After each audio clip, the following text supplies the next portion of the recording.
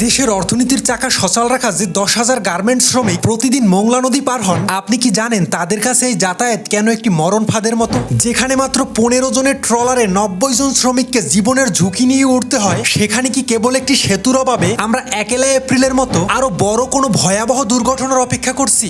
মোংলা নদীর দুই তীরে গড়ে উঠেছে এই অঞ্চলের অর্থনীতির মূল চালিকা শক্তি। প্রতিদিন 10,000-এর বেশি ইপিজেড ও শিল্প শ্রমিক প্রাণের ঝুঁকি নিয়ে এই নদী পার হন। মাত্র 15 জন যাত্রী ধারণ ক্ষমতাধর ট্রলারে গাদাগাদি করে তোলা হয় 80 থেকে 90 জন মানুষ। ছোট এই নৌযানে মানুষ আর সাইকেলের চাপে ভারসাম্য হারানো এখন নিত্যদিনের দৃশ্য। 1 এপ্রিলের মতো ভয়াবহ দুর্ঘটনায় পন্টুন থেকে ছিটকে পড়ে আহত হয়েছে 2 শতাধিক শ্রমিক। বড় বাণিজ্যিক জাহাজের তৈরি ঢেউ আর বৈরী আবহাওয়ায় ট্রলার পারাপার যেন এক মরণ ফাঁদ। ভিড়ের মধ্যে নারী শ্রমিকদের চরম শারীরিক হেনস্থা ও মানসিক যন্ত্রণার শিকার হতে হয়। নদী পার হতে দেরি হলে কর্মস্থলে হাজিরা দিতে না পারায় অনেক শ্রমিকের বেতন কাটা যায়। একটি স্থায়ী সেতুই হতে পারে এই অবর্ণীয় দুর্ভোগ ও মৃত্যু ভয় থেকে মুক্তির একমাত্র পথ। ব্রিজ নির্মিত হলে বছরে সাশ্রয় হবে প্রায় 51.9 কোটি মূল্যবান কর্মঘণ্টা। শ্রমিকদের পাশাপাশি সাধারণ মানুষ ও মুমূর্ষু রোগীরা দ্রুত সময়ে গন্তব্যে পৌঁছাতে পারবেন। পণ্য পরিবহনে গতি আসায় দেশের দ্বিতীয় বৃহত্তম সমুদ্র বন্দর আরো শক্তিশালী হবে। পচনশীল পণ্য ও শিল্পজাত পণ্য